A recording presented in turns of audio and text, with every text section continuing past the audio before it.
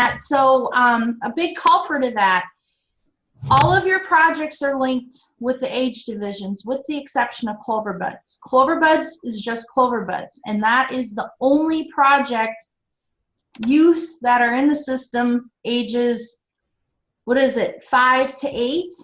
Yeah. Yeah, if they're, you got to check their birth date though, because the system, they have to be 9 as of January 1. So if they're a cusp, or let's say their birthday is in February, as of January 1, they're still 8. So the only project that the profile and the system will say that they're eligible for is Clover Buds. Yeah. If it's another element where you're working through an enrollment and then the project, you get to the club, select the club, then you go to select projects, and this is a child for, let's say, anybody age 9 or higher, inevitably that's going to be, you need to check your options. So let me share my screen here. So what the culprit is on that one is that's the linking the projects to the club. And so that's why it's so important to look at your clubs. What are actually clubs? We spent a fair amount of time last meeting talking about that and kind of what the club function is, but where to check and see if the right projects are linked to the club is under your options icon, and you'll see here in this little gray ribbon, link projects to clubs, hide state groups or project leaders, but we want link projects to clubs. So from this drop-down menu, and you have to do this for each club. Now, what you check now will carry forward for when we roll over, so you don't have to do it again, but the caveat is if there's new projects offered at the state level, then you do need to go back through and relink and recheck those projects. So, and this is regardless if you're doing paper-based enrollments or having your families enroll. This is definitely a cleanup piece that you want to do before rollover, especially if you are going to open up your enrollments to your families.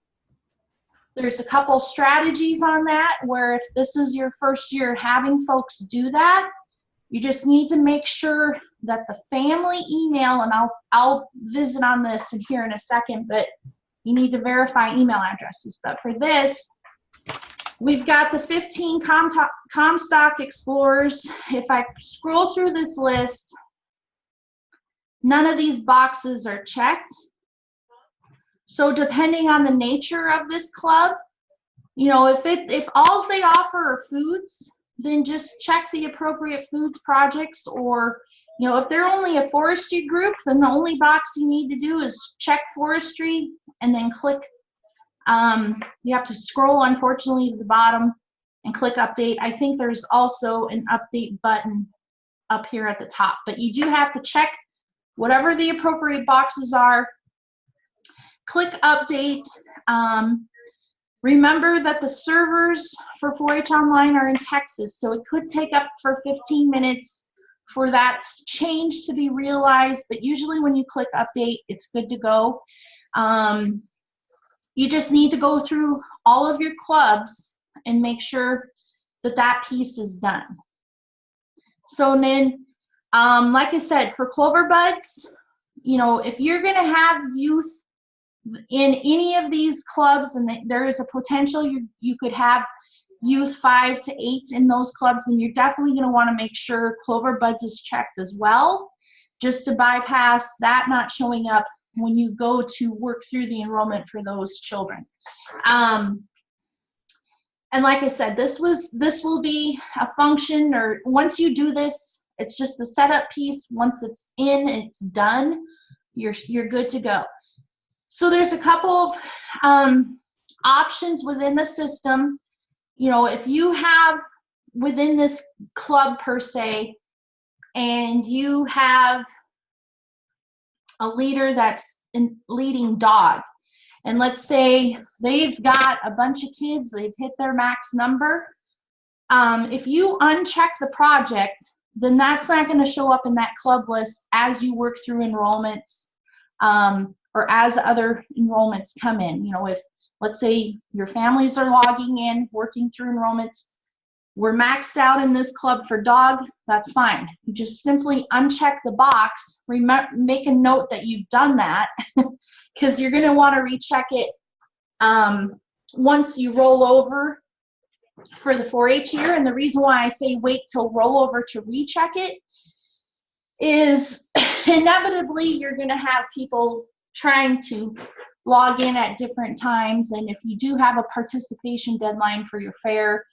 then that bypasses a whole litany of hassle for you as far as visiting with that family, explaining, no, we have a participation deadline for fair, and having to go through that rigmarole. Another option that you have is, let's say you've got your enrollments open, and let's say you do have a participation deadline for fair. The easiest way, and you don't have, no issues with max numbers or that type of thing, you can set a month and a day for project selection. So this gives the option where once you've set this date, at midnight of that day, beyond that point, folks won't be able to make changes to their projects. You can also check, do not allow new families to create their record, and do not allow existing families to edit their record. Several of our counties check those boxes once they've really got things dialed in and set, particularly for that fair participation deadline. That prompts a phone call to their office, but it gives them the best bet of visiting with that family, trying to find a program that that family can fit in, versus having an enrollment come in. And sometimes those late straggler enrollments kind of fall through the cracks. So those are a couple options. And what I was saying earlier on checking the family email. So when you log into a member's account, the gateway to that, for that family to get into the system, is not on the email addresses identified within the individual records. It's this email address right here. That is the one you need to verify.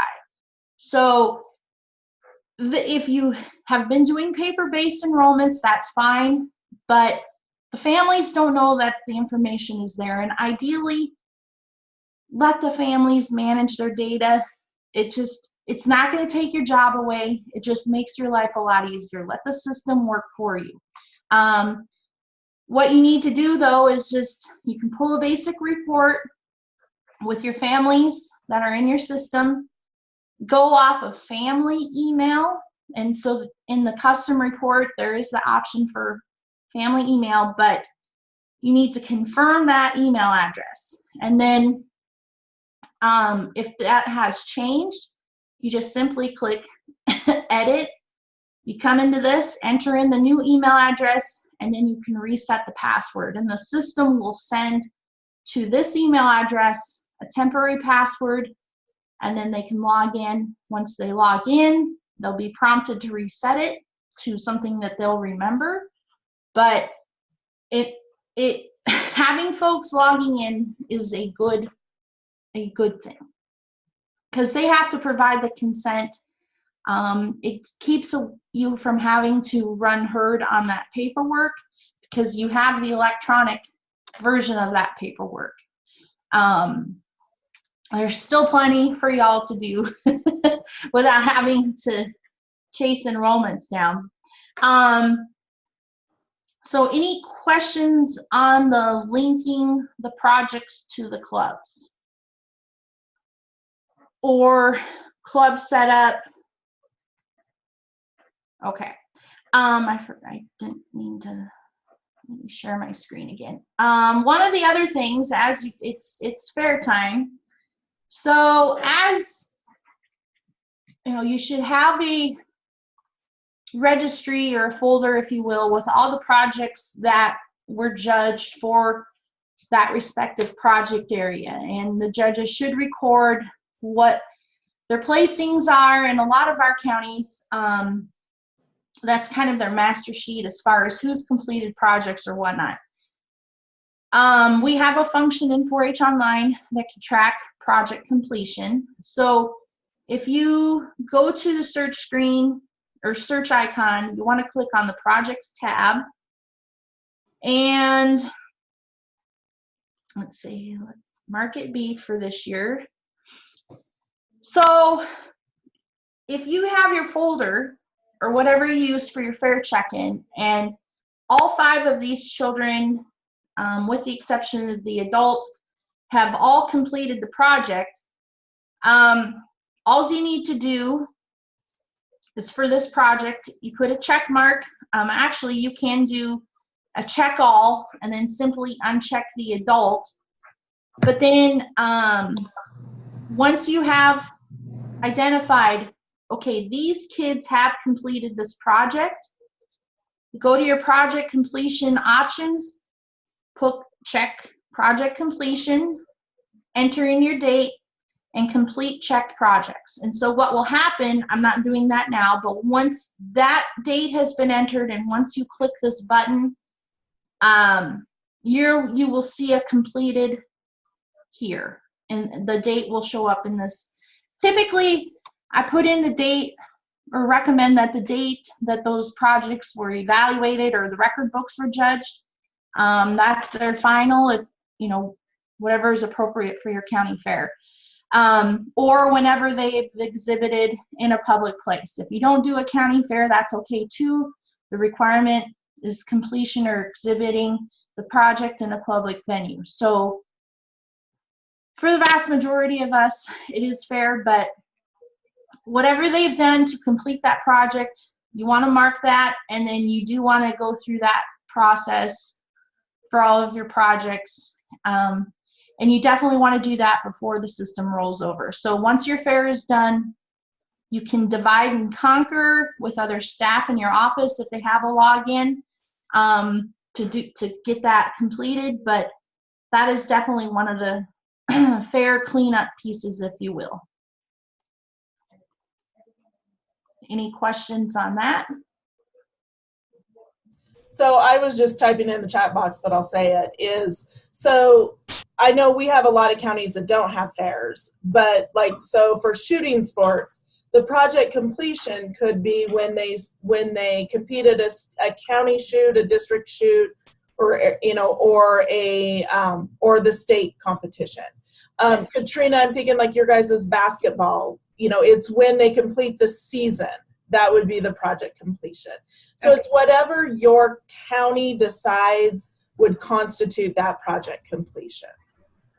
And I know we haven't talked a lot about that in Nevada, I don't think, but that could be, because technically projects are complete when, you're supposed to complete a project, at the end of your 4-H year. And so it's just however you want to deem that as your project completion. And the nice thing about that, it helps build your repository as far as when they have completed the project and the number of years that child has engaged in that project. If they haven't completed it, then don't mark it off. And then, excuse me, then you're set on that. Does that make sense?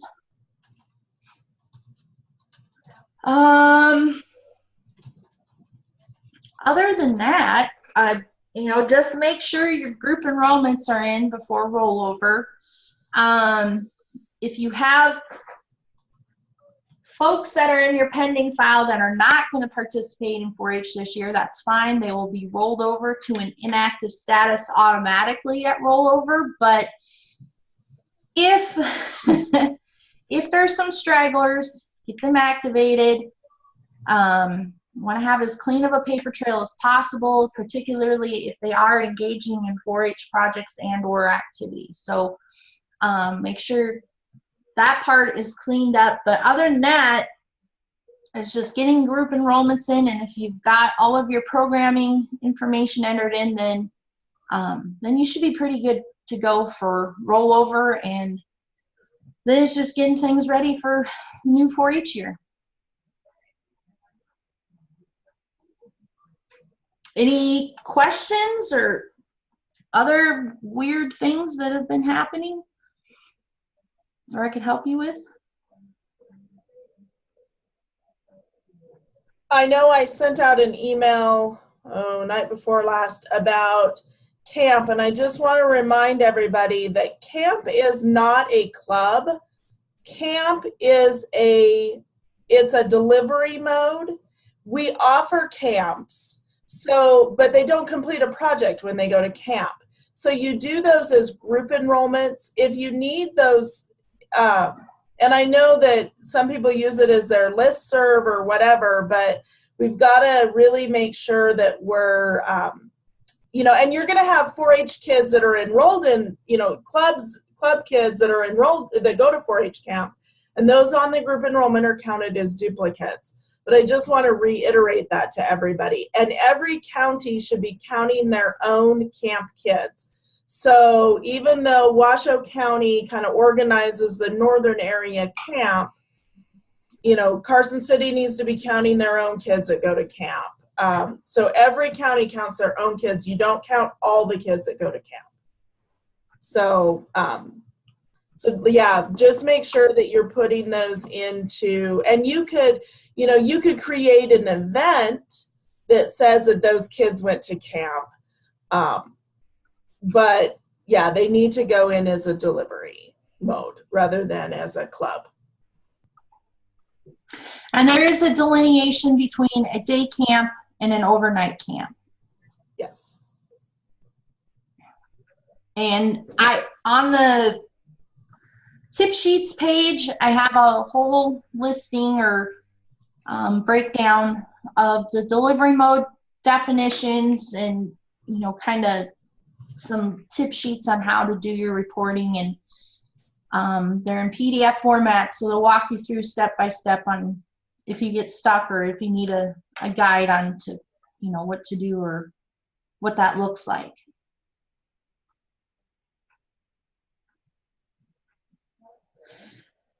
So, yeah, Sharon, we do still, and oh, Carrie, you just muted yourself. Sorry, Sharon. Sorry, Sharon. We did on that, or we know that that's a bigger process than we can even do at the state level. That's the one where they've got kids in after-school clubs, and what I've kind of decided is on the club piece, I'm almost okay with the end result of the club number rather than community club versus the other club modes, but we do need to try to get that fixed.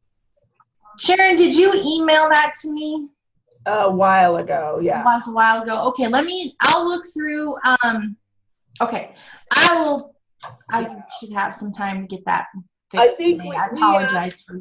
Yeah, we asked James about it one time, and I think we have to do it like before rollover, or Yeah, we have to set up the new club. I need to move the kids and then delete the old club because we can't change the delivery mode on an active club. Yeah, yeah. I have a question. Okay. If we have kids that only go, they don't want to join 4-H. I've tried getting them to join 4-H. They don't at all want to join 4-H. They just want to go to 4-H camp. So I made the club camp on mine because these people won't enroll their kids in 4-H. So technically they're not enrolled in 4-H, so they should not. So they should just be included in the group enrollment. So they don't have to be enrolled in 4-H for the insurance for camp? No. Okay. Because you should be, actually everybody should be getting the separate special event insurance for camp as well. But I don't think I've said that too many times. Well, I think we were getting it, but I think we were still getting it through AIL, and AIL said all those kids still have to be enrolled in 4-H. No, they don't. Okay. Not for the special group insurance. Okay. Thank you. Yep.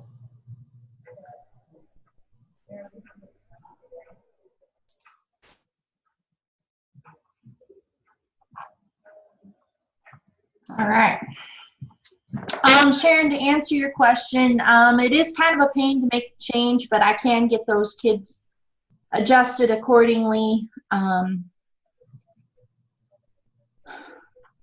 The reason why we want to do that before rollover, yes, it would be easier to do it after rollover, but we want to have as clean of a report that we turn into USDA and NIFA. But I appreciate that. So I apologize for kind of dropping the ball on that. So we'll get that cleaned up today. Then I will send you an email when that is done. It might take a little bit.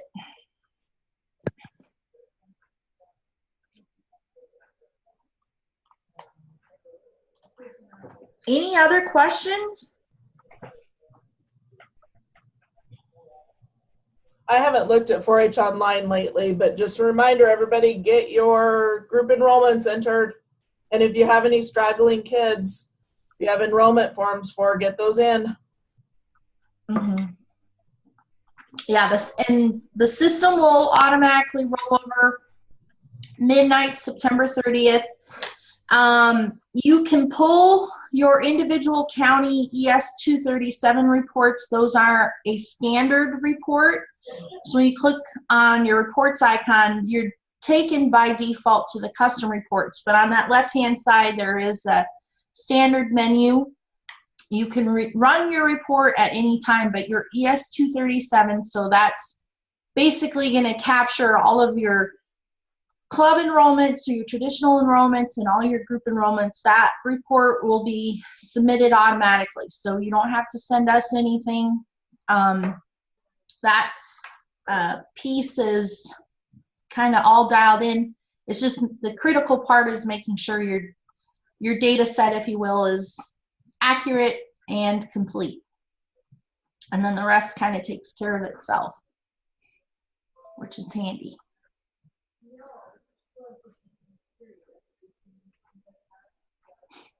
Your deadline as far as what you want to have reporting, you know, ideally we like to have at least everything in the system no later than September 21st, just to give us, and that, well, ideally I would try to shoot for September 14th. That gives Carrie and I a couple weeks to look through things, and that way we can pull a larger statewide report, and if we have some red flags, then that gives us some time to kind of work through that and do as much cleanup as we possibly can. So make a note if you can have that all done.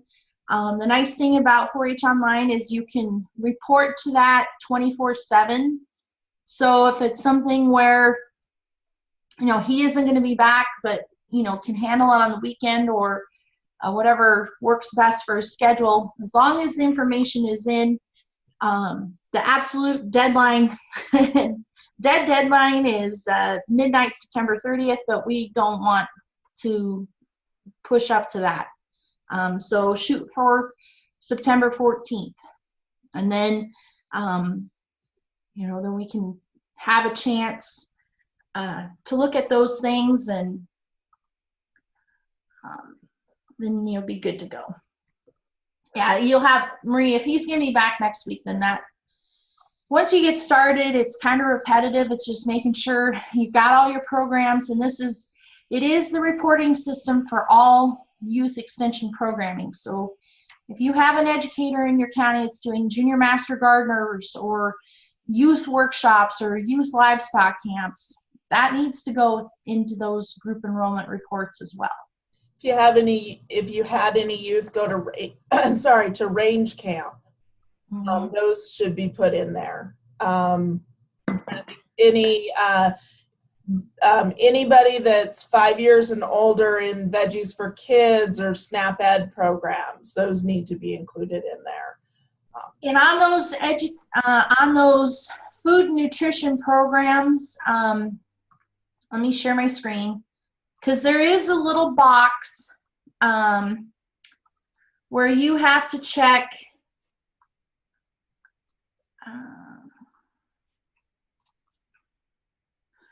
for SNAP Ed food and nutrition programs, anything like that, you do need to check this little teeny tiny box. So if, you know, the food and veggies would definitely be that type of a program. They do ask, or, you know, it is a requirement to affiliate a project with that. So we do have some looser, broader categories, but we're try to be as specific as possible in the content. Those are typically in like foods and nutrition, in the general foods and nutrition category. Yeah. Like that, and that's exactly for a larger, broad-based overview, but that helps at least make the connection to the right area. We have a broader forestry. There is a range one too. Okay, I was just gonna great minds think alike, range science. So I was looking to see if we had that in there. Yep. So definitely do that. And then if you do not have new 4-H youth or new youth or adult volunteers to report, you do need to click through those 3 screens, scroll to the very bottom, check the little box to submit the form. Even though you've submitted it, you can go back in and edit.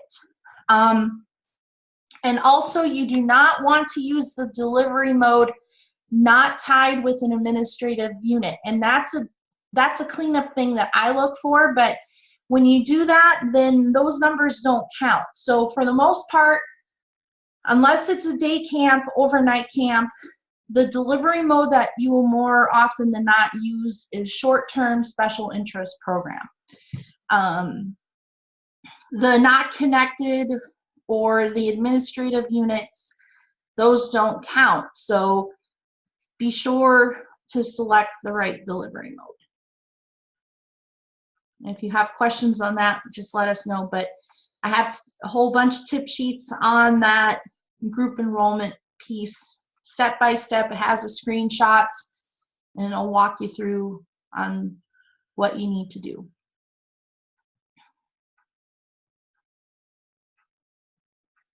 And those tip sheets are linked on our employee support website on the general extension, which does not require a password anymore.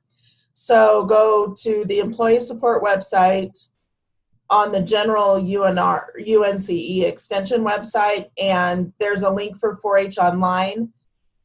And so go to there and then look for, there's about 4 different states that we've linked to their tip sheets, but you could find the ones, you know, the ones that Erica's talking about from there. And if you get in a pinch and can't, you know, if you have questions, by all means, don't hesitate to ask. Happy to help.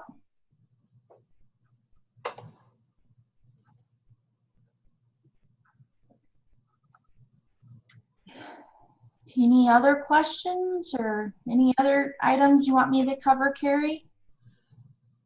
Not that I can think of. Okay. Okay. No. Yeah. Anything else anybody's having issues with? Doesn't sound like it. I will be sending out, I have to convert, I realize I haven't converted the link to, or the last time's video. So I'm converting it right now into YouTube, and I will get it sent out along with that, along with the link from today and last time. I'm also going to send a link to the YouTube channel, and that's where any trainings that we do via Zoom, I put on the YouTube channel, so you can subscribe to it. And what it does is tells you when a new video has been posted there. So that might be helpful. Awesome.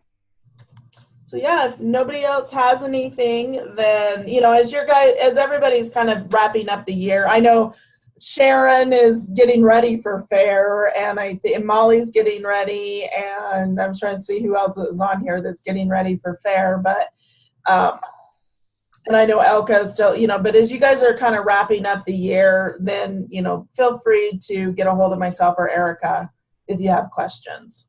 That's what we're here for. So. Absolutely. All right. Well, thank you, everybody. And then our